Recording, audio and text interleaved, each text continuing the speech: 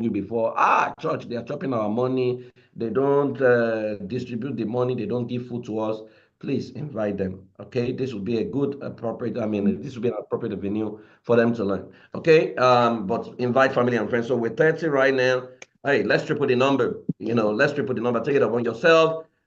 Pick your phone, send the broadcast out, invite them specially. Tell them if they love you, they should come. Okay, so today I'm gonna be welcoming. In the last 2 weeks we've done the Radio Foundation, and the first week we did someone who was working with the IDPs. Today, which is the second to the final Sunday grand finale, we have someone in the building who represents a foundation that is dear to my heart, Pistis Foundation, and this person is the Oga Patapata of them all at the foundation. Is being a friend. I remember that we were in Daystar together, and then I remember when Pastor Nia this one was setting up his consulting firm years ago, fifth gear. Very few of us were in the room. He was one of the people in the room, plus myself, Sunday Ojikutu, and I think Tokumbo Nosonya, and then Nia this one.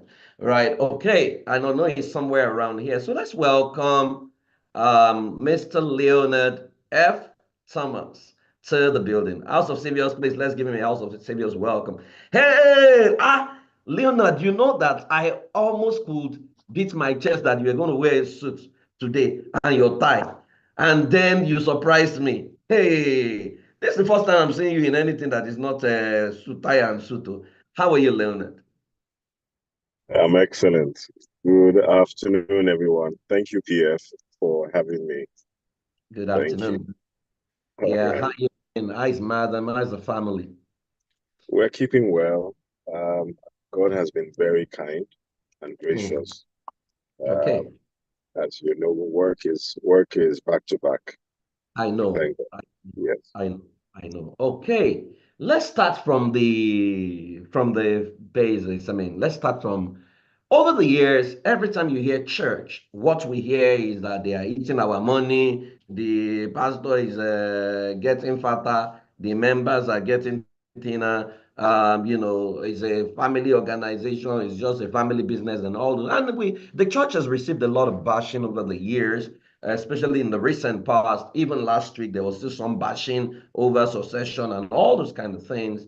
And it looks like churches do a lot, but the public is not aware of what churches are doing. Where is this gap or this disconnection between the church and the people? Where it's coming from? That every problem in Nigeria is the church people blame for it. Why is this so, Leonard? Let's start from there.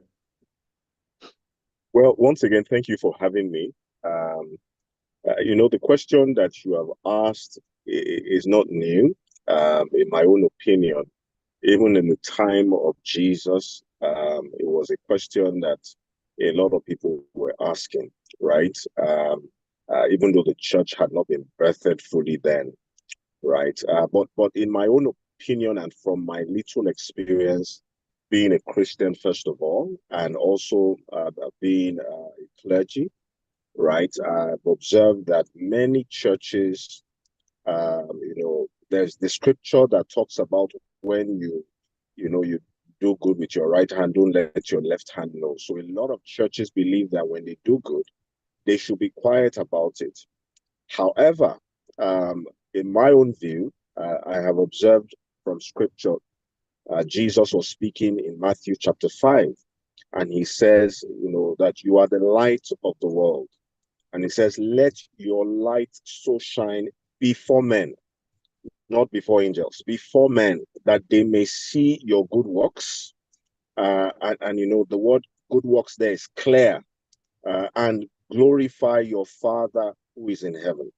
And I did a bit of more study on those scriptures, on that scripture, and I found out that, the context Jesus was speaking to there was very clear about, showcasing the good that you do.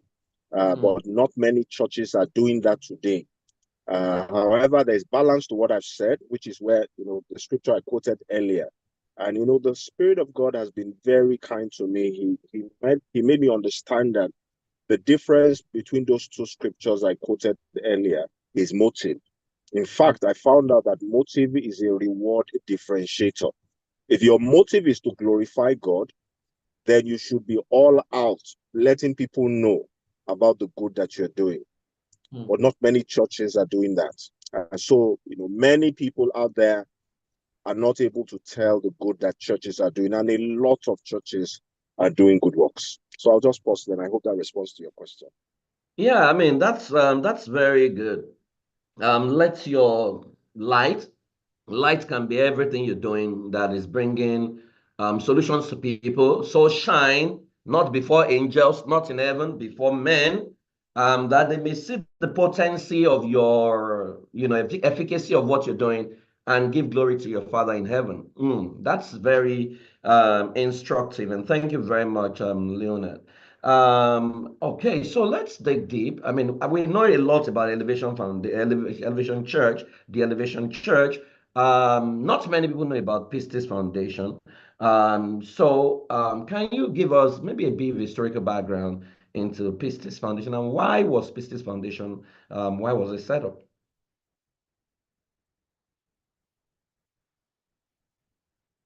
Hello, Leonard. Okay, House of Saviors looks like the internet network in Nigeria has done it again. So we'll wait for Leonard to get back into the building because me, I'm really, really interested in. I mean, we've heard that the Freeze bashed the church, all kinds of people is church. Oh, even if a man did not sleep with his wife now, it is pastor that is responsible. Oh God.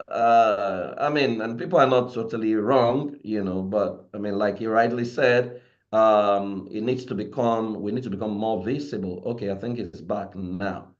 Okay, so Leonard, welcome back. I was asking, I mean, we know Elevation Church, we know Pastor Godman, quite a number of us, maybe some don't know him. And we know, I mean, I always say that Elevation Church is one of the best run churches in Nigeria because that's one of the churches where you can walk in and the general overseer in quote or the senior pastor can walk by you and you will even know it's the one because there is no mobile policeman, no regalia, no agbada, not any of those things. It's very, very relatable. It's very, I mean, it's my own egbon, and I know him true and true. I can criticize him and challenge him, and he's not upset. He will calmly explain. So it's not the kind of if you ask him question, you fall down and die. No, that's I mean, and I've done some work with Elevation Church. I have seen how accountable, how well run. I've seen the structure. I'm not likely anybody will resign from that organization and say, I want to go and work in a bank, as it were. So we need to know what is Pistis Foundation. I mean, maybe you give us a bit of historical background about Pistis Foundation. All right, so Pistis Foundation really is a social intervention vehicle set up by the Elevation Church about 6 years ago. We launched in October 2018, and last year December we celebrated our 5-year milestone. Wow. Precisely October last year. So the focus of the foundation is largely three: education, health, and shelter for the homeless. But however, we're very strategic in our approach. We set up like a 5-year roadmap when we started. We started execution of our next 5-year roadmap in January this year, and we are also mindful of the major challenges around the three areas we have carefully chosen. Two of those areas, of course, are under the SDGs.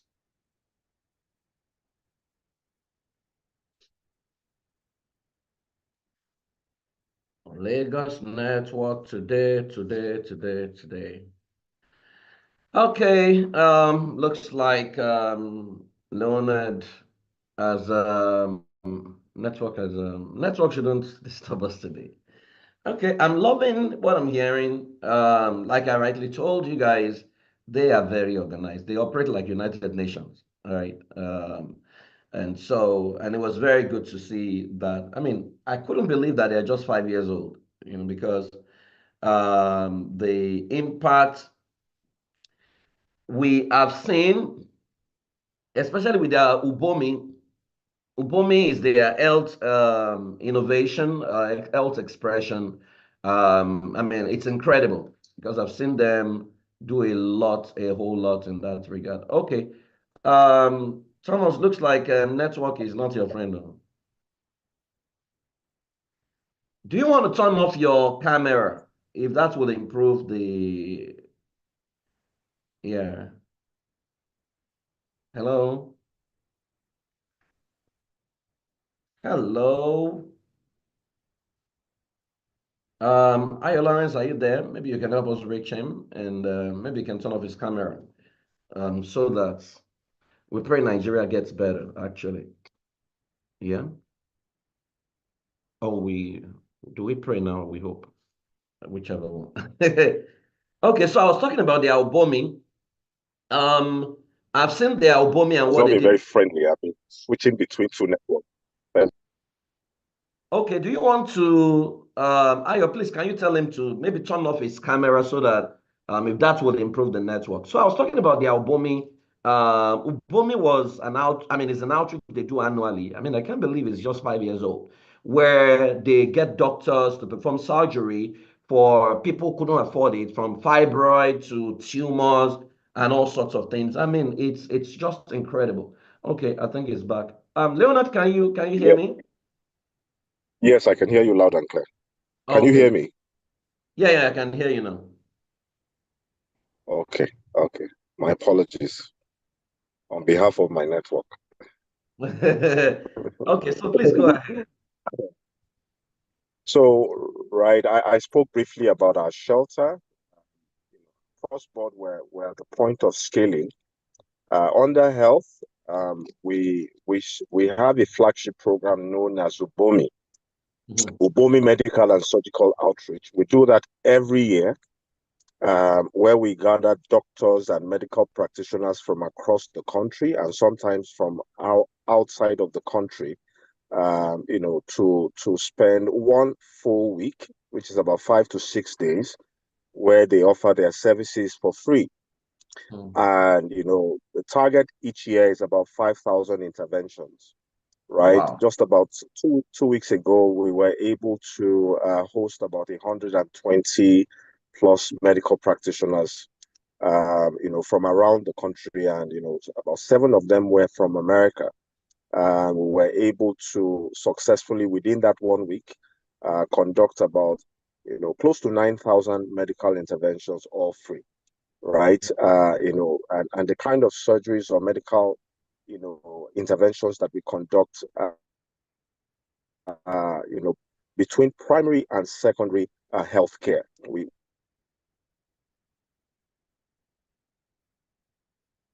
Hmm. Hello, Leonard. Wow. Okay, we need intervention with this network. I mean, but it said that they were set out to do 5,000 intervention annually, but the one they did last week, they did 9,000 primary to secondary intervention. I mean, I saw some of those pictures and they were quite scary for me. I saw tumors and how they were able to resolve, I mean, before and after pictures, and I couldn't believe I didn't even know why people do less things and they blow it Is out it of. better? Yes, I think I can hear you now. Okay, great, great.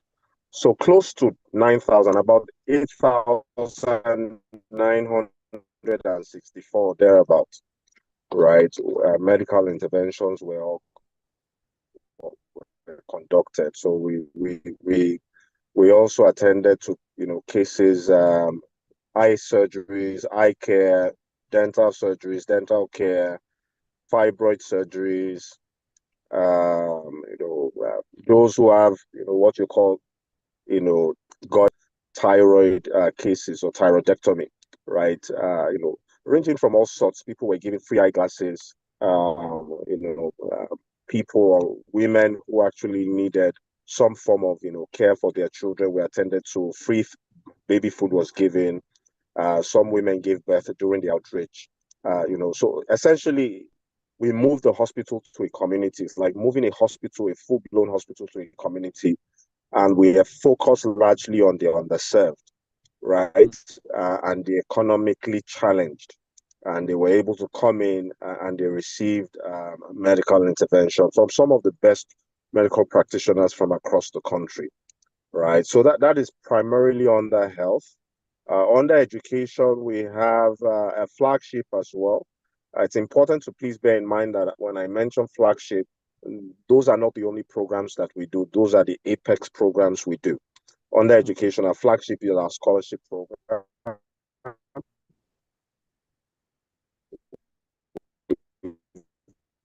Currently have about close to about 140 uh, children across 5 states in the country, uh, all largely in primary schools. About less than 10, and or the strategy that we have adopted is to put children who are bright but underserved in private institutions, for them through their university education, right? So that is largely what we do at the foundation. In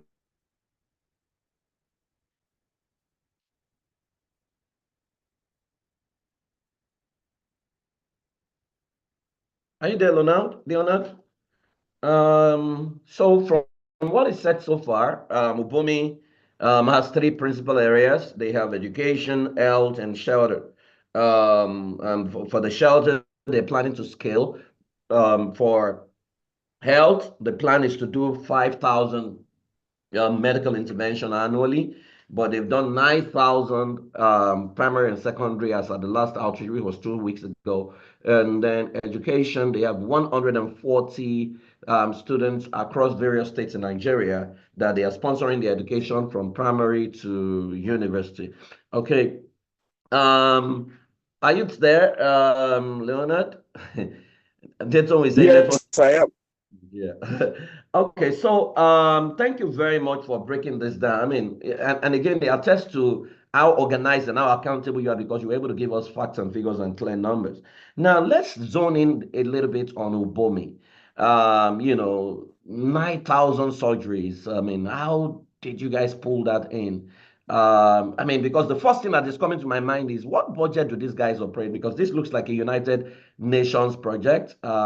Some politicians don't do half of this, and then they are all over to give us reasons why we should vote for them and stuff. And you're doing this in Lagos. I mean, this should be trending on number one in Nigeria for that week, but we live in a country where Yansh will trend as number one, and this will not even trend at all. So let's start with the Obomi. How do you guys, what goes into the preparation for that Obomi? Or let me even start with how did you come about the Ubomi? Why did you want to invest on the healthcare? And what is the meaning of Ubomi? Because I know it must be a concept or a language or an ideology. What does Ubomi mean? What language is that? And then what goes into the planning? How do you pull it? Can you just give us a brief breakdown of what really, really happens, behind the scene and the success stories? If there are stories you can share that can inspire us on Ubomi, please feel free to share. Okay, so I get that question a lot. What is Ubomi really? Ubomi actually is a South African word. It means life. I'm sure someone is asking why South African.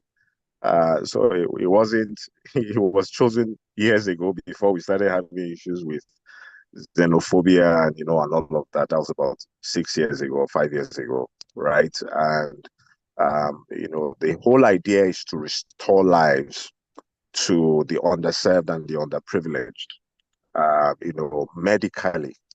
It's important to also clarify that when I said, close to 9,000 medical interventions, I actually was, speaking largely to different ranges of, medical care, not just surgeries alone, right?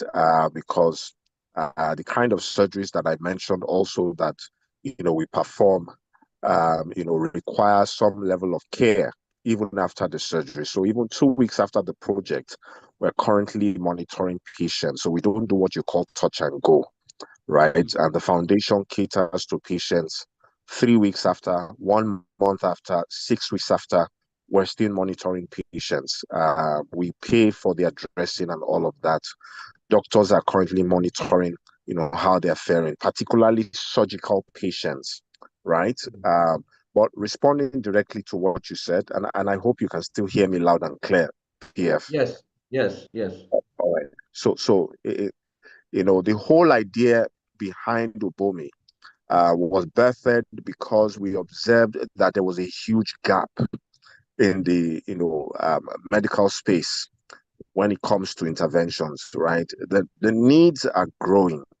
If you do a bit of research, for example, right? WHO says standard protocol for doctor-patient ratio within a country is 1 to 600. Yes. However, Nigeria currently, based on data available to us, is between 1 to 7,000 to 10,000, one doctor to patient ratio.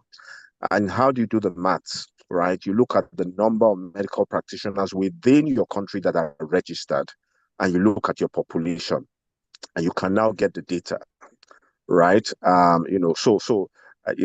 Just one doctor to 9,000 or 7,000 patients is a catastrophe, right? So there's a huge gap there. And when you look at the last few years, you see that there's a huge brain drain in the medical space.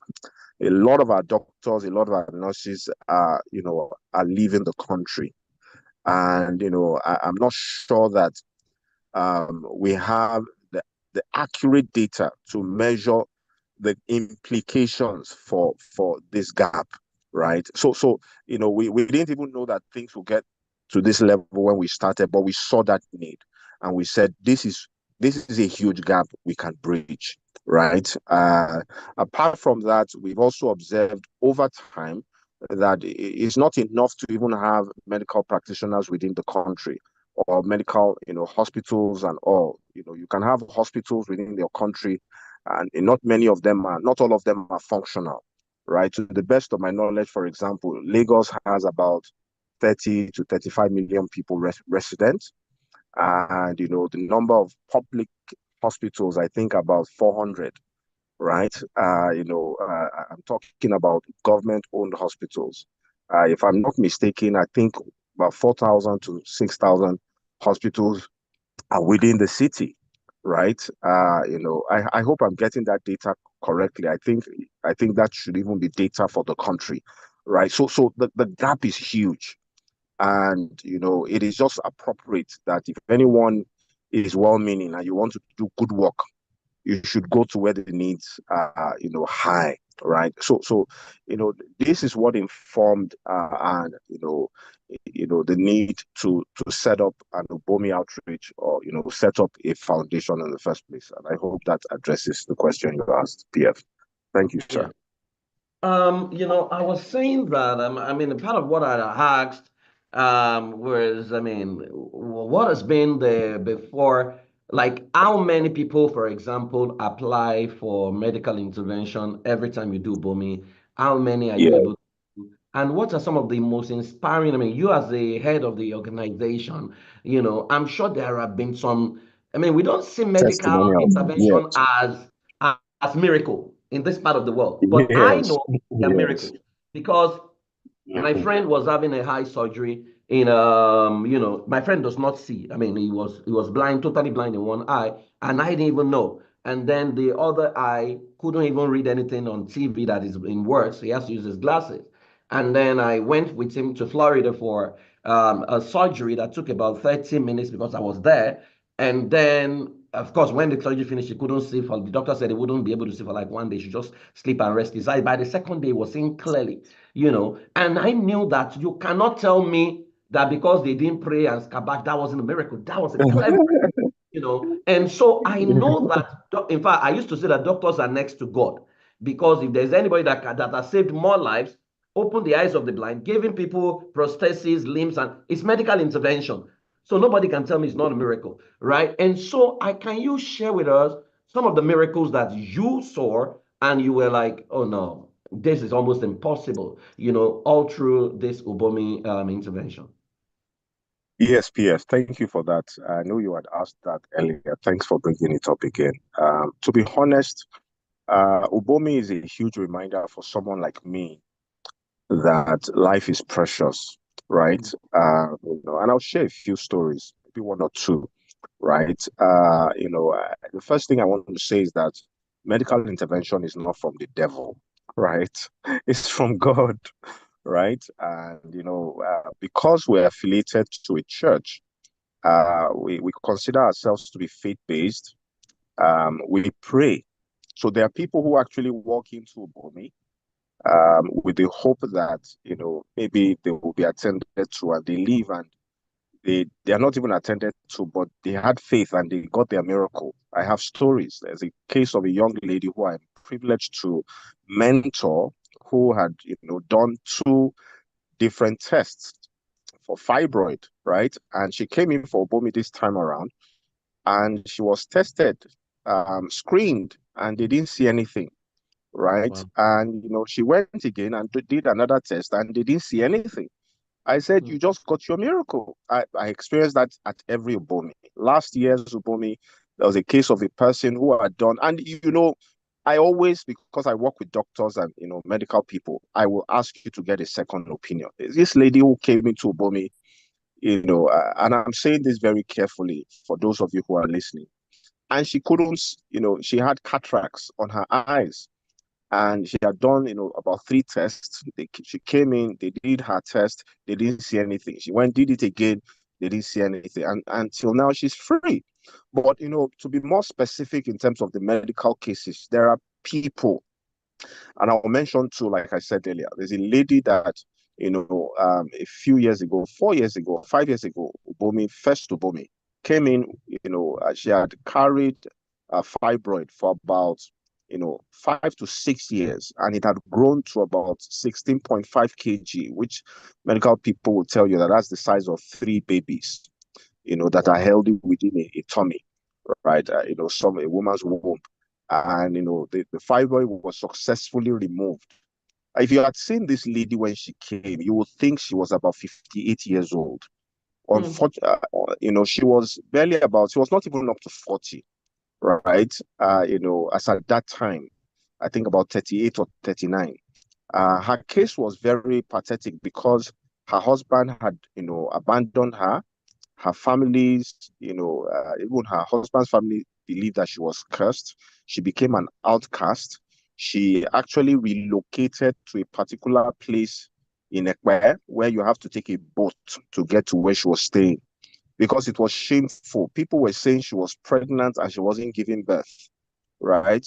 Because her tummy was huge and she couldn't fend for herself. And during Ubomi, the fibroid was removed. That lady, we have monitored her every year. She was in my office earlier in the year in February, and she came in with her grandchild, her only son, who is about 25 years old, recently got married, and she came in with her grandchild and her daughter-in-law to come and say hello. If you see this woman now, you will not believe she was the same woman of before. You know what struck me the most that even brought tears to my eyes after she got her lease of life was that she said she could now bend down to wash her clothes by herself. I said, we take these kind of things for granted, right? And that hit me, right? That she couldn't wash her clothes on her own, right? There, another story I could share is, this one happened at this year's Ubomi.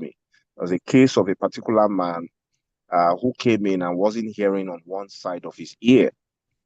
And we had ENT specialists, one from the US, another one from Calabar, examine the man and they saw that he had what you call fungus in his ear.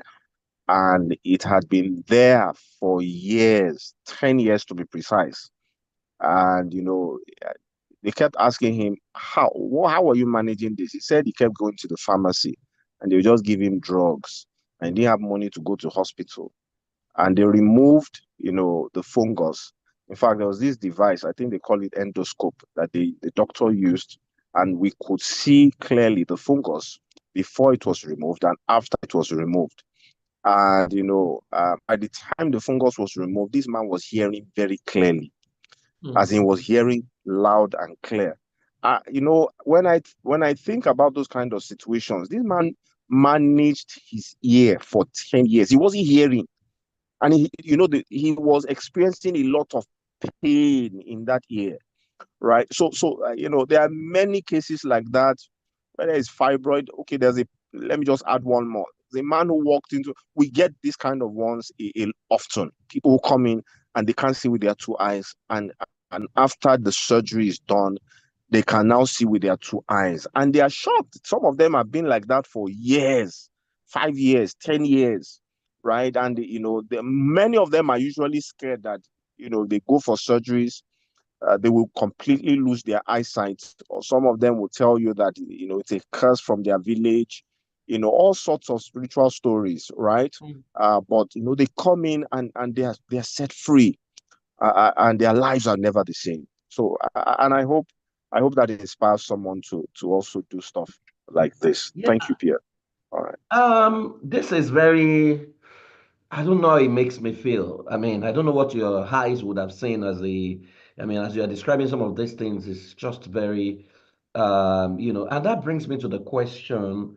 I mean, from your experience, are we in an health emergency, or are we in a state of emergency when it comes to healthcare? That's on one side. And number two would be, is there a plan maybe to morph this into a hospital? Because I mean, I can imagine if I have to wait for the next 1 year for the next booming, it would look like I'm waiting for the pool of Siloam to be stirred by the angel, right? Is there a plan to morph this into a hospital so that we can do this round the year? I mean, I know this is capital intent, and I will go to the numbers shortly. Oh, yes, and I'll respond to your last question first. There is a plan to morph it into a hospital. Oh, We've good. actually, we're almost done with the plan. We're about 80% done, right? Because a lot of multiple, let me put it in context. There are multiple layers of stakeholders that are involved in setting up, a good hospital, right? You have to consult medical practitioners, medical agencies, or what you call healthcare agencies. The Ministry of Health is involved. We've had to involve also a number of, multinational institutions to just advise us on what we should and how we should go about it, right? So yes, long-term plan for us at Pistis Foundation is to be able to also do BOMI at least twice a year. And let me not say long term, even in the medium term plan or in the long term plan, we want to do it like quarterly. As God will help us, right? Also, the first question you asked in terms of crisis, yes, we are in a healthcare crisis, and that's the honest truth. And why do I say that? Right? Number one is data, the data at our disposal. Right? I'd mentioned numbers earlier. And if we're looking at it from the context of healthcare in developed countries, that becomes a basis for saying that we're in a crisis, right? I don't know how many of us heard about the recent, information that was passed across. Was it the United Nations or one of these major multinationals last week that said that it would take Nigeria about, is it 15 years or 2000 and, is it 45? I don't have the exact numbers before we, get into some measure of stability economically, right? The truth is, a country that is not healthy cannot be productive, right? Mhm. So healthcare is directly linked to the productivity of any society, of any community, right? If people are not doing well health-wise, they cannot build their economy. That's the reality. So this is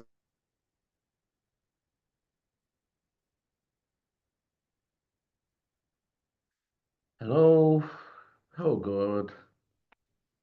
Guys, how are you feeling today? I mean, can you go to the chat box and let me know what you are taking away from what you're hearing? How does this make you feel? Let me see your comments in the chat box while we wait for Leonard to come back. Looks like network. This is not the devil, actually. This is incompetence, that we need to address in our nation. All right. So it's not the devil that is trying to disrupt this program. Okay, so I'm sure I will get back. Someone says, Abiba say, I feel wow. Okay, and I think our religious houses needs to do more. They need to do a whole lot more for some of the things they are doing, because this is a whole lot that we many people don't even know about. I mean, I would be glad to provide some support. Okay, Lara says empathy, desire to help. Great work. Let us raise prayer points to pray against the network company. Ebon, get out of here. Get out of Okay, here. yes, Yes, thank you, sir. go ahead, sir. Yeah, so I was speaking to, where we are in terms of infrastructure and technology, right? And I'll just be more pragmatic. Developed countries, for example, when it comes to certain types of surgeries, they don't even use knives anymore. They just do laser, right? Mhm, mhm, There are many, many types of, tools that are being used to even diagnose issues of, uh, before even, solutions are preferred, right? In our climb here in Nigeria, a lot of doctors are still using knives, right? They slice open people, before they do the regular stitching or, and, I've seen, because we've been working with different hospitals in the foundation. We've seen cases where someone does a fibroid surgery today and tomorrow you can have lunch, right?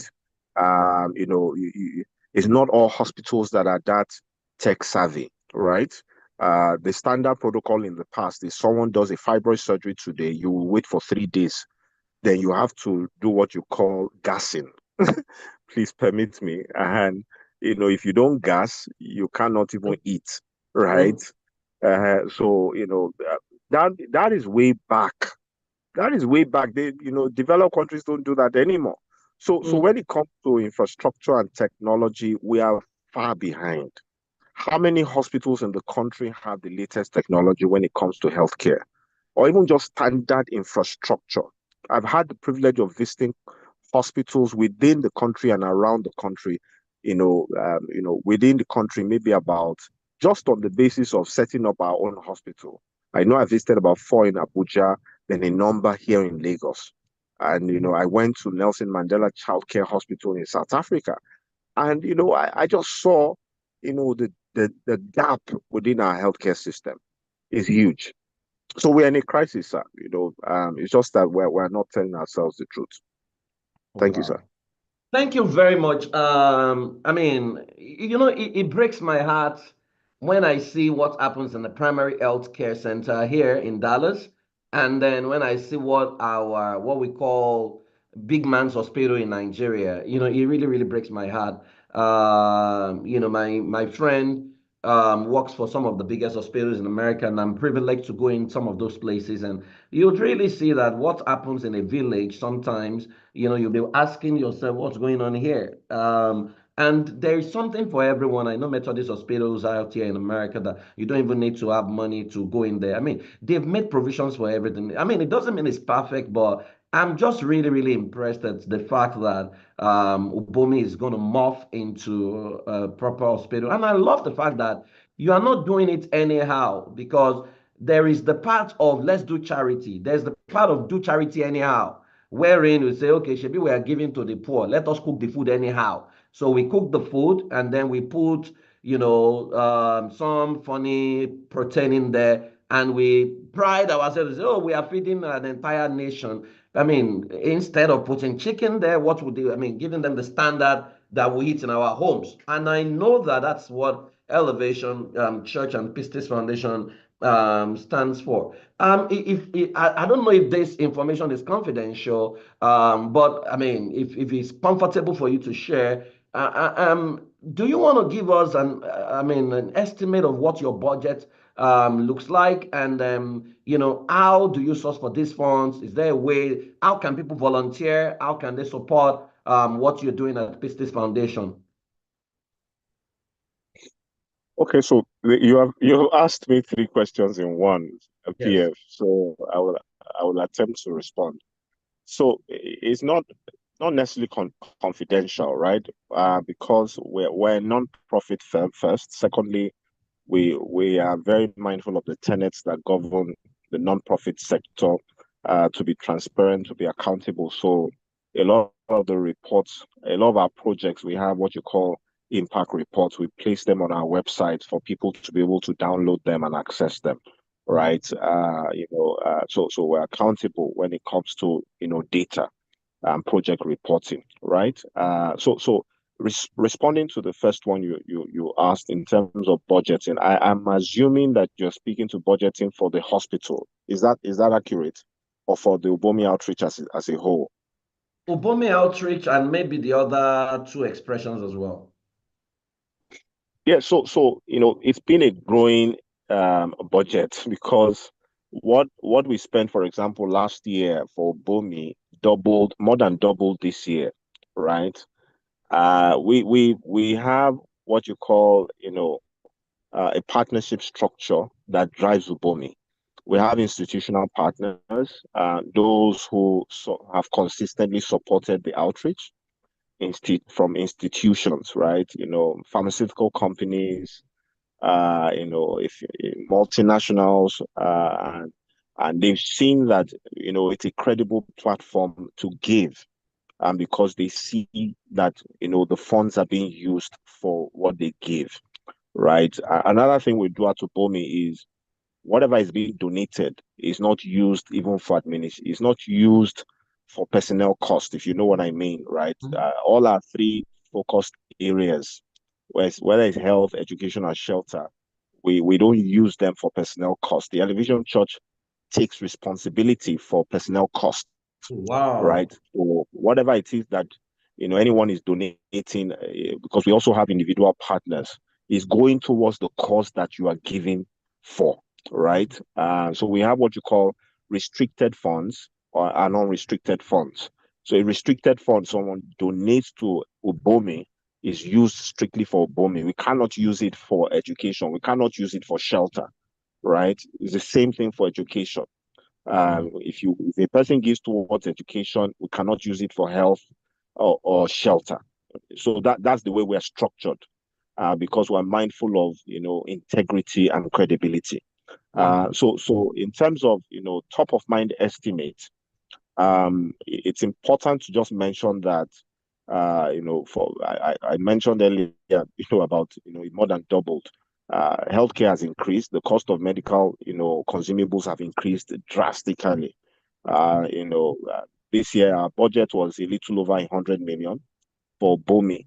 But that is nothing compared to the actual cost of, some of the kind of cases we attend to.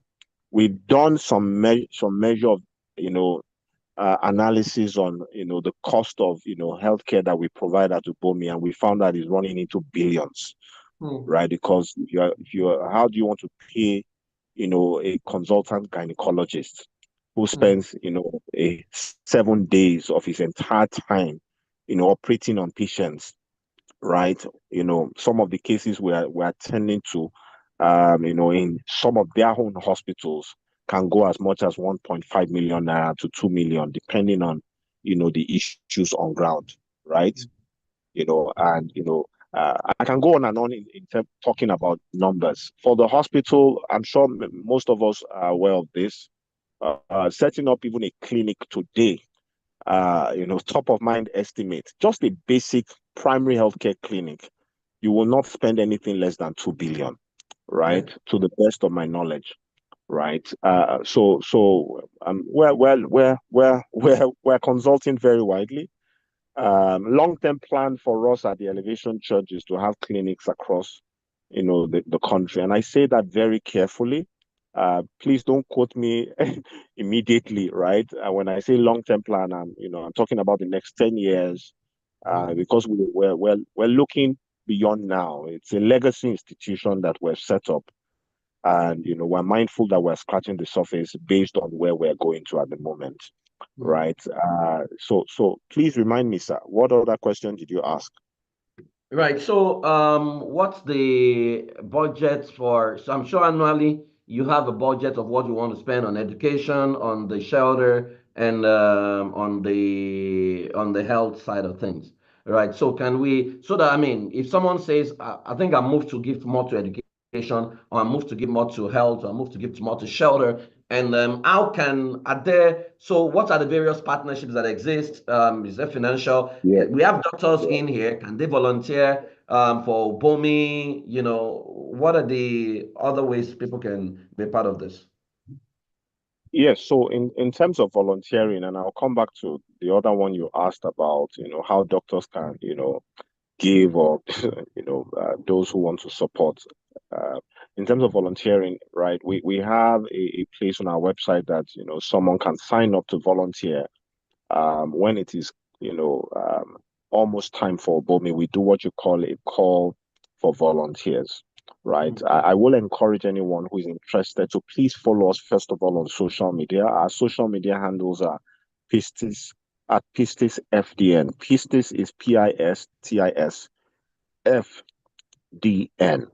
right? Across all our social media handles, whether it is X, LinkedIn, Instagram, Facebook, and you will just be updated, as well as on YouTube, in terms of volunteering for BOMI, because we have this year, for example, we had about 350 volunteers served during the project. It's important to, however, mention that um, signing up to volunteer is not automatic. You will be profiled, especially if you're a medical practitioner, right? You'll be interviewed. It's important to have your license, ready, because we want registered practitioners who are, who have their license renewed to serve on the project.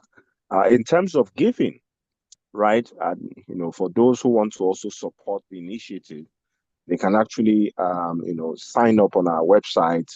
You can make a direct donation, whether it's for education, whether it is for health, or whether it is for shelter. If you give towards education, for example, if it is one-off, you will be addressing, helping to address the number of out-of-school children in Nigeria. To the best of my knowledge, we currently have the reputation for, unfortunately, for being the country with the highest number of out-of-school children, according to UNESCO, right? In the world, second, I think the second country there is India, right? So we have a structure, however, under education, called a program called Adopt a PF Scholar, where an individual institution can adopt 5 children, 10 children, 50 children, and sponsor their education all through primary to tertiary. We just take responsibility for providing timely reports.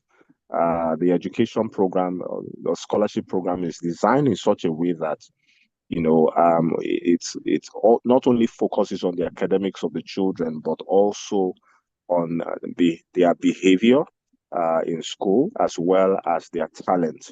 Right? We have engagements, periodic engagements with their parents, because a lot of them either have guardians or parents who are managing them, ensuring that they have a home, and we're able to bridge that gap, right? So if someone decides to say, oh, okay, let me adopt 2 3 children from your scholarship program, we'll be more than happy to take you on as an adopter. An adopter is not in the context of what you know today as adopting orphans, right? Where we use that word in the context of you are sponsoring their education and we're providing you reports periodically, on how the child is faring. And of course, you also have the opportunity to mentor that child and speak, guide the child, because like that saying, it takes a village to raise a child, right? It's the same for our shelter. I said earlier that we're scaling, right? We're trying to, set up a bigger structure for our shelter. When the children came into the shelter, we had to tutor them for about 3 months because no school would take them in. Some of them, didn't know how to speak English or write ABC or 1, 2, 3. 3 years after, these kids are doing very well in school. They're winning awards now in their schools, and they're faring very okay. Some of them are now in secondary school. About 7 of them out of 23 successfully transitioned into boarding houses in private schools. And the rest, of course, are faring well in their primary schools. They are all in private schools. And the ones that didn't speak English are speaking English very well. We had two from, they were French-speaking countries here in Lagos. And, they are speaking well, they write well. Last year, December, and that's where I'll try and round this up all up. They performed at, our award, a 5 year celebration dinner night where we gave account of how we had fared in the first 5 years of the foundation to our partners and key stakeholders.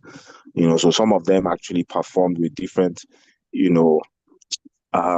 tools, whether it's musical instruments, choreography, they had taught the Bible as well, because the whole idea behind the shelter is to be able to nurture them to be able to become, responsible citizens of society, eventually. So I hope that helps. Thank you, Pierre. So thank you very much. I mean, I know that in the midst of all of this, there must be challenges. What are some of the challenges Pistis Foundation, is faced with in their bid to? Because one thing I know is that you try to do it right, and doing it right in a system like Nigeria, I know comes with its own cost. So what are some of the challenges that you want to share with us?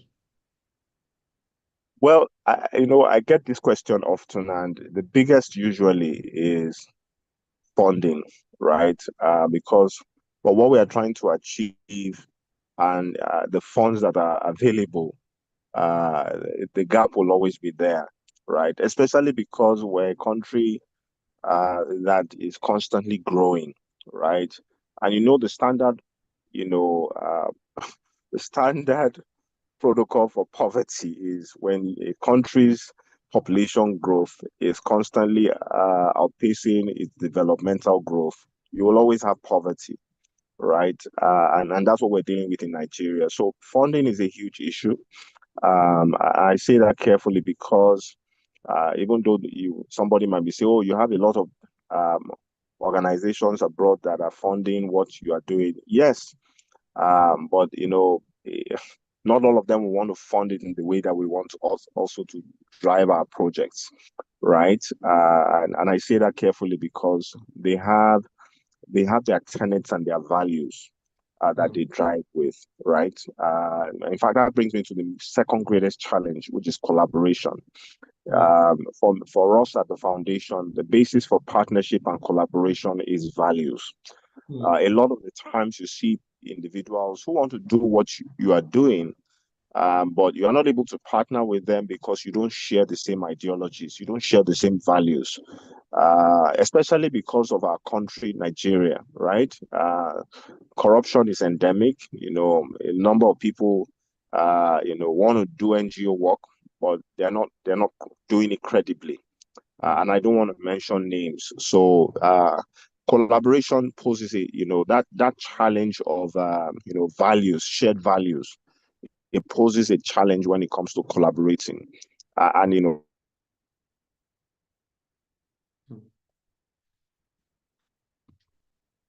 Okay, we'll wait for Mr. Leonard to get back.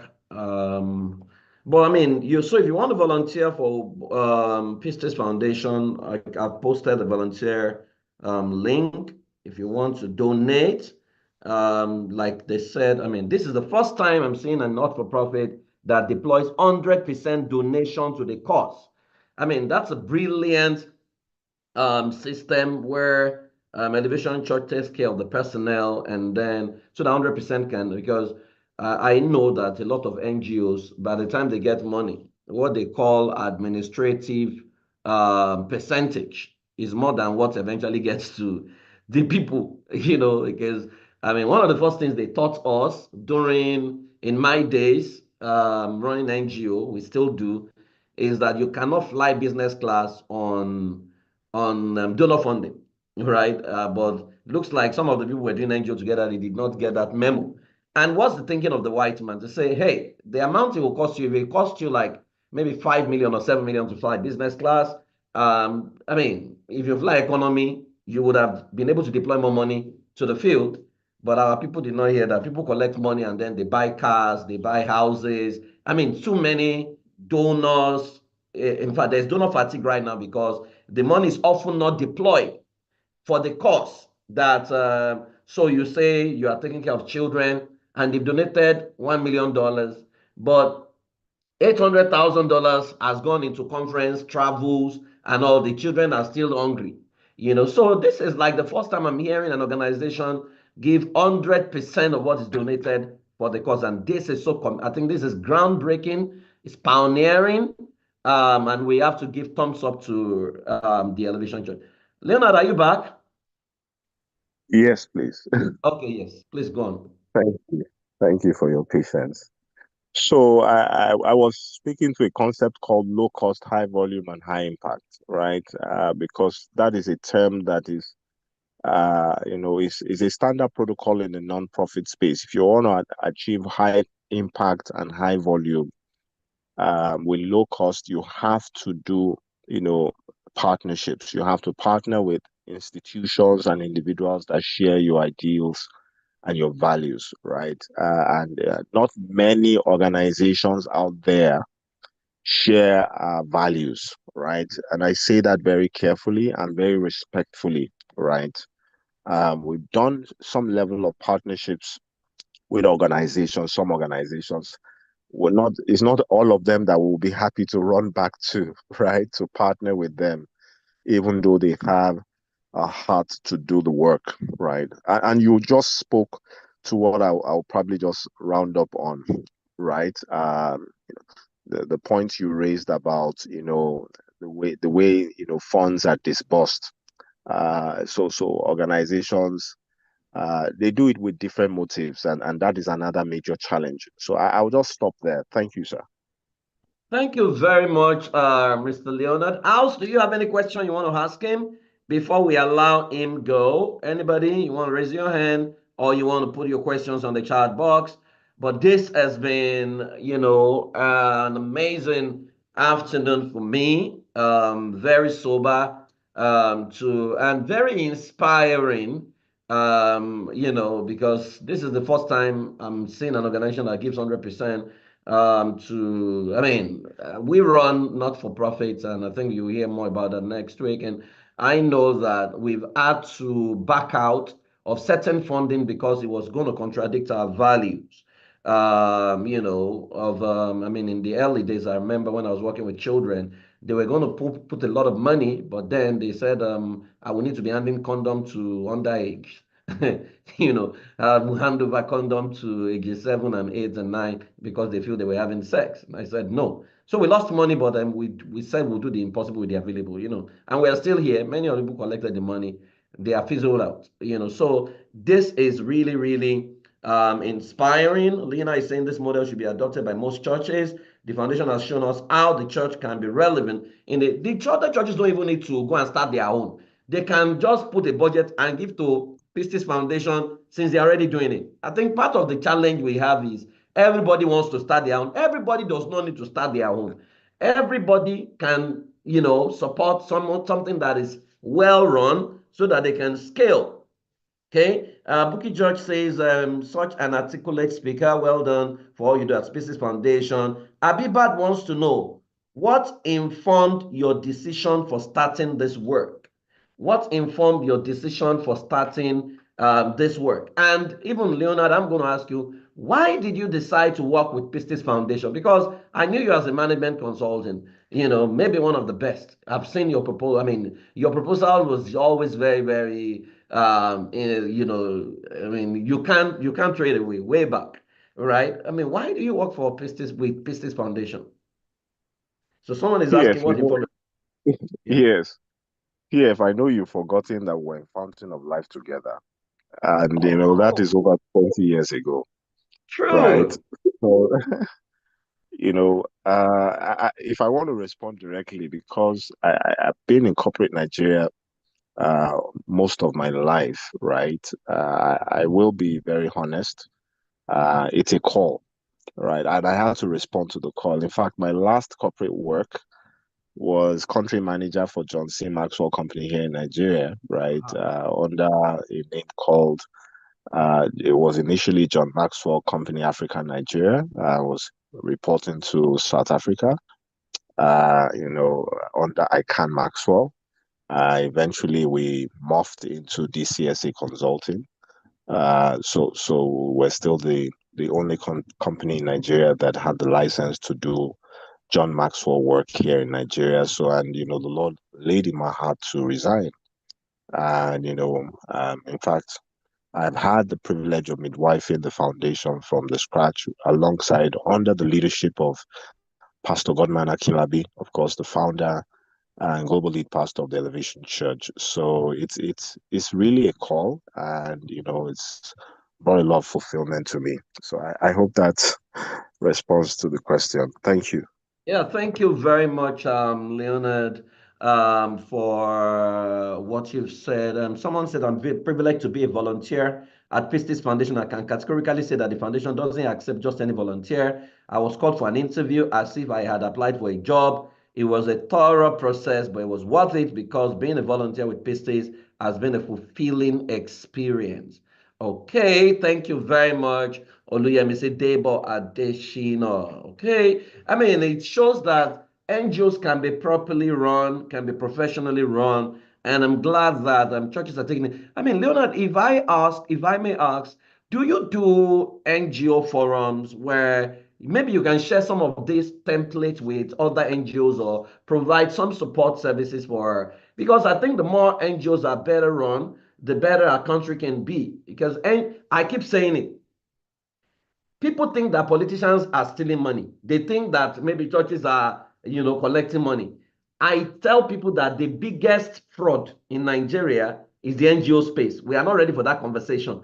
If they decide to audit NGO and funding and grant and what has come into Nigeria versus what the money has been used for, as in the economy will collapse. That's my personal opinion. Now that you are doing it right, are there ways to maybe call a meeting of NGOs, maybe adopt a few NGOs, share with them how to do things right? Are we doing that at all, or is there a plan to do that, Leonard? PF, I think you're in a better position to organize that. We will gladly support. Okay. I am coming to Nigeria next month. I will do the first version. I'll call NGOs together and I'll bring you so that you can come and share templates with them. Because I think that, I mean, if we find right in the midst of so many wrongs, we can create a system around that right and then replicate the right. It's like mentoring. I mean, by the sin of one man, sin came into the world, but by the righteousness of one man, righteousness can be established. So that's what we're going to do. Okay, before we let you go, what's your final word, Leonard, to House of Saviors people on giving back and doing change work? Once again, I want to say thank you for the special invitation. I do not take this for granted. Special thanks to Mrs. Ayo Lawrence and to your entire team for having me. If there's anything I will say also to everyone who is listening is the fact that PF said something earlier about donor fatigue, right? I want to just add to the fact that a lot of people have what you call compassion fatigue and they don't know. It begins with the state of your heart. If you constantly pass on the road and you see people who can't fend for themselves, you see people who are not going to school, who should be in school, right? Children who should be in school and they're not able to go to school. You see those street kids constantly begging for food on the road. You see people who are sick consistently around your community, and it doesn't hurt your heart. You don't budge. You are in that category of person that I'm referring to, right? Or persons I'm referring to. You are compassion fatigued, and there is the need to do what you call a heart check. As a healthy person, you should be moved when there is, all of these issues going on, or there are a lot of these issues going on around you. You should be moved, right? And the truth about it also is that if you choose to ignore it, it's going to boomerang eventually. If it doesn't come to you, it will come to the kids. I won't say our kids, right? Because we cannot isolate ourselves from the societies or communities we live in. If we choose to do nothing, it will affect us eventually. I can go on and on to talk about, examples. Look at Boko Haram, look at NSAS, look at, Niger Delta militants. All of that started as a result of neglect, right? And it begins with the state of a person's heart who should do something and is not doing anything. And I hope that, speaks to us to do something about the state of our hearts so that we can, do something to our environment and our communities. Thank you so much once again for having me. P.S. Over to you, Thank sir. you. Thank you very much, Leonard Thomas, my brother, my friend. Thank you. I mean, we've come a long way. I mean, it just dawned on me that we're in fountain together, truly. I mean, thank you very much. And House of Saviors, I mean, the details are there. You want to support, you want to volunteer, you want to give, you want to donate.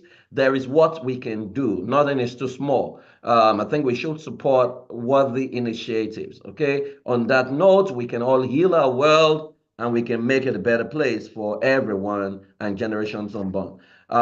King's Angel, I hand over back to you. Have a fantastic day. Thank you. Thank you so much, PF. Thank you, Mr. Leonard. I mean,